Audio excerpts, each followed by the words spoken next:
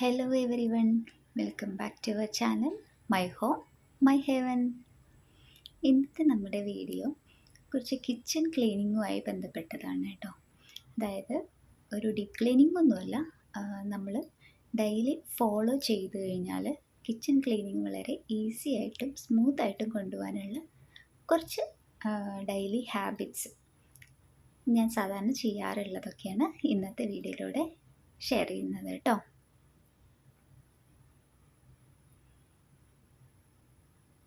Kitchen ക്ലീനിങ്ങിൽ ഏറ്റവും നമ്മൾ follow ചെയ്യേണ്ട ഒരു കാര്യം എന്ന് പറയുന്നത്, നമ്മൾ രാവിലെ എണീറ്റ് വരുമ്പോൾ തന്നെ നല്ല നീറ്റ് ആൻഡ് ക്ലീൻ ആയിട്ടുള്ള കിച്ചൺ ആയിരിക്കണം.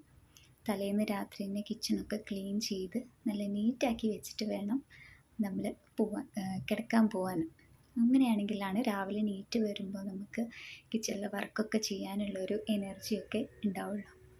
അപ്പം ഞാൻ സാധാരണയായി എല്ലാ കിച്ചണിലെല്ലാം വർക്കും കഴിഞ്ഞ് നീറ്റാക്കി വെച്ചിട്ടാണ് പോവാറുള്ളത്. അതെല്ലാം കഴിഞ്ഞ് വന്ന് കിച്ചണിൽ രാവിലെ വന്നു കഴിഞ്ഞാൽ ആദ്യം തന്നെ ചെയ്യുന്നത്, നമ്മൾ തലേ ദിവസം കഴുകി വെച്ച എല്ലാ പാത്രങ്ങളും എടുത്ത് മാറ്റി വെക്കുക എന്നുള്ളതാണ്. കാരണം നമ്മൾ ചെറിയ കിച്ചണൊക്കെ ആകുമ്പോൾ ഇതെല്ലാം അങ്ങനെ തന്നെ വെച്ചുകൊണ്ട് നമ്മൾ വർക്ക് ചെയ്യാൻ തുടങ്ങിയാൽ നമുക്ക് ഒന്നും എടുത്താൽ കിട്ടില്ല, പലതും ഇതിനിടയിലായി പോകും, അങ്ങനെയൊക്കെ ഉണ്ടാവും. അപ്പോൾ ആദ്യം അതൊക്കെ വൃത്തിയിൽ അതായത് സ്ഥാനത്തൊക്കെ എടുത്ത് വെച്ചിട്ട് വേണം നമ്മൾ നമ്മുടെ കിച്ചണിലെ ഡ്യൂട്ടികളിലേക്കൊക്കെ കിടക്കാൻ വേണ്ടിയിട്ട്.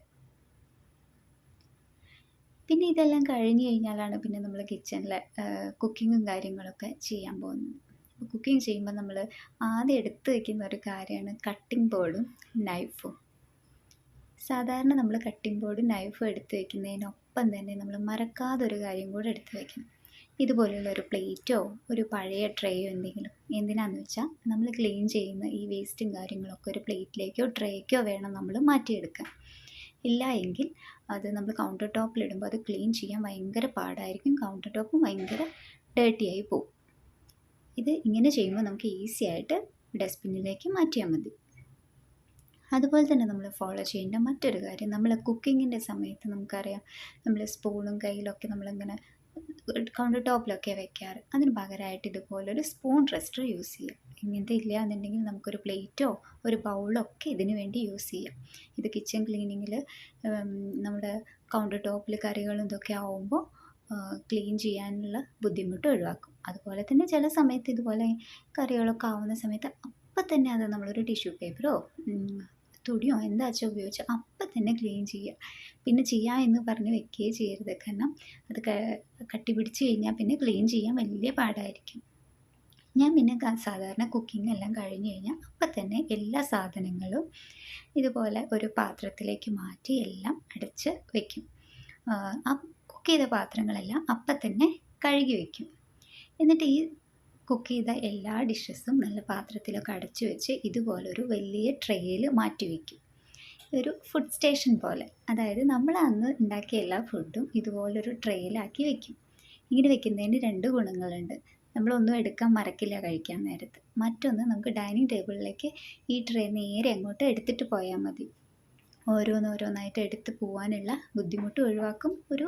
നല്ലൊരു വൃത്തിയിൽ ഫുഡെല്ലാം റെഡിയായി എന്നത്തെ ഫുഡും ഒരു ഏരിയയിൽ അങ്ങനെ വൃത്തിയായിട്ട് ഇരിക്കുകയും ചെയ്യും. അതിനൊപ്പം തന്നെ ഒരു വാട്ടർ ബോട്ടിലും വയ്ക്കും കേട്ടോ. ഇതെല്ലാം കഴിഞ്ഞ് കഴിഞ്ഞാൽ പിന്നെ നമ്മൾ വീണ്ടും ഒരു പഴയത്തിലേക്ക് പോവുകയാണ്. അതായത് നമ്മൾ കുക്കിംഗ് എല്ലാം കഴിഞ്ഞ് നമ്മൾ എടുത്ത് വെച്ച സ്പൈസസും കാര്യങ്ങളെല്ലാം തിരിച്ചെടുത്ത് വയ്ക്കുക. അതുപോലെ പിന്നെ കട്ടിംഗ് ബോർഡും നൈഫും, അത് നമ്മൾ പലരും ചെയ്യാത്തൊരു കാര്യമാണ്. കട്ടിംഗ് ബോർഡും നൈഫും നമ്മൾ എന്നും കഴുകിയിട്ട് വേണം തിരിച്ചു വയ്ക്കാൻ. അല്ലെങ്കിൽ അത് പെട്ടെന്ന് ഡേർട്ടിയായി പോവുകയും ചെയ്യും, ഒട്ടും കിച്ചൺ ഒരു വൃത്തിയായി തോന്നില്ല. അതിനുശേഷം നമ്മൾ കുക്ക് ചെയ്ത പാത്രങ്ങളെല്ലാം നല്ല വൃത്തിയായി കഴുകി ഡ്രെയിൻ ചെയ്യാൻ വേണ്ടിയിട്ട് വയ്ക്കാം. ഇതോടൊപ്പം തന്നെ നമ്മൾ മറക്കാതെ ചെയ്യേണ്ട ഒരു കാര്യം, നമ്മൾ നോർമലി കിച്ചണൊക്കെ എല്ലാവരും അടിച്ചു വാരുക തുടയ്ക്കുകയൊക്കെ ചെയ്യാറുണ്ടാവും. അതിനൊപ്പം തന്നെ നമ്മൾ ചെയ്യേണ്ട ഒരു കാര്യമാണ്, നമ്മളെപ്പോഴും തുറക്കുന്ന ഒന്നാണ് ഫ്രിഡ്ജ്. ഈ ഫ്രിഡ്ജിൻ്റെ ഡോർ ഹാൻഡിൽ, ഫ്രിഡ്ജിൻ്റെ പുറത്തുള്ള ഭാഗം, അതൊക്കെ നമ്മൾ ജസ്റ്റ് ഒന്ന് ക്ലോത്ത് കൊണ്ടൊന്ന് തുടച്ചെടുക്കുക. കാരണം ഓയിലും ഇതൊക്കെ നമ്മൾ കുക്ക് ചെയ്യുന്ന സമയത്തൊക്കെ ആയിട്ടുണ്ടാവും. അപ്പോൾ ഇതൊക്കെ പിന്നത്തേക്ക് വെക്കുമ്പോഴത്തേക്ക് ഇതൊക്കെ ഇരട്ടി പണിയാവും. അതുപോലെ നമ്മുടെ ഓയിൽ ഡിസ്പെൻസർ, അതൊക്കെ കാരണം അതിൻ്റെയൊക്കെ പുറത്ത് ഓയിലായിട്ടുണ്ടാവും. ഇതൊക്കെ ഇങ്ങനെ വെക്കുമ്പോൾ പിന്നീട് നമ്മളിതിൽ ഒരുപാട് ടൈം സ്പെൻഡ് ചെയ്യേണ്ടി വരും. മറ്റേത് ഇതൊക്കെ ഒരു സെക്കൻഡ് കൊണ്ട് ചെയ്ത് തീർക്കാവുന്ന കാര്യങ്ങളേ ഉള്ളൂ. അതുപോലെ സോൾട്ട്, ഇതൊക്കെ നമ്മളെപ്പോഴും ഓയിലായ കൈ കൊണ്ടും ഒക്കെ എടുക്കുന്ന ഓരോ കാര്യങ്ങളാണ്. അപ്പോൾ അതിന് ശേഷം അതെല്ലാം ക്ലീൻ ചെയ്ത് വെച്ചതിന് ശേഷം, ഇതൊന്നും നമ്മൾ പലപ്പോഴും ചെയ്യാറില്ല കേട്ടോ, അതുകൊണ്ട് ഈ പോയിൻറ്റ്സ് ഇങ്ങനെ പറഞ്ഞ്. പിന്നെ നമ്മൾ കിച്ചണെല്ലാം നീറ്റാക്കി ഡസ്റ്റ്ബിന്നിലിടാനുള്ളതെല്ലാം അതിലേക്ക് ഇട്ട്, പിന്നെ ചെയ്യേണ്ടതാണ് നമ്മൾ കുക്ക് ചെയ്യുന്ന സമയത്താണ് നമുക്ക് നമ്മുടെ വല്ല സ്പൈസസൊക്കെ എന്തെങ്കിലുമൊക്കെ കുറവുണ്ടായിരുന്നോ എന്നൊക്കെ അറിയാം. അപ്പോൾ അത് ബോട്ടിലുകൾ, കാലിയായിട്ടുള്ള ബോട്ടിലുകളൊക്കെ അപ്പം തന്നെ റീഫിൽ, ഈ വർക്കൊക്കെ കഴിഞ്ഞതിന് ശേഷം റീഫിൽ ചെയ്തിട്ട് വേണം നമ്മൾ കിച്ചണിൽ പോരാൻ. അല്ലെങ്കിൽ പിറ്റേ ദിവസം പോകുമ്പോഴാവും നമ്മൾ നേരമില്ലാത്ത സമയത്ത് ഇതിനൊക്കെ വേണ്ടി നമ്മൾ സമയം സ്പെൻഡ് ചെയ്യേണ്ടി വരും.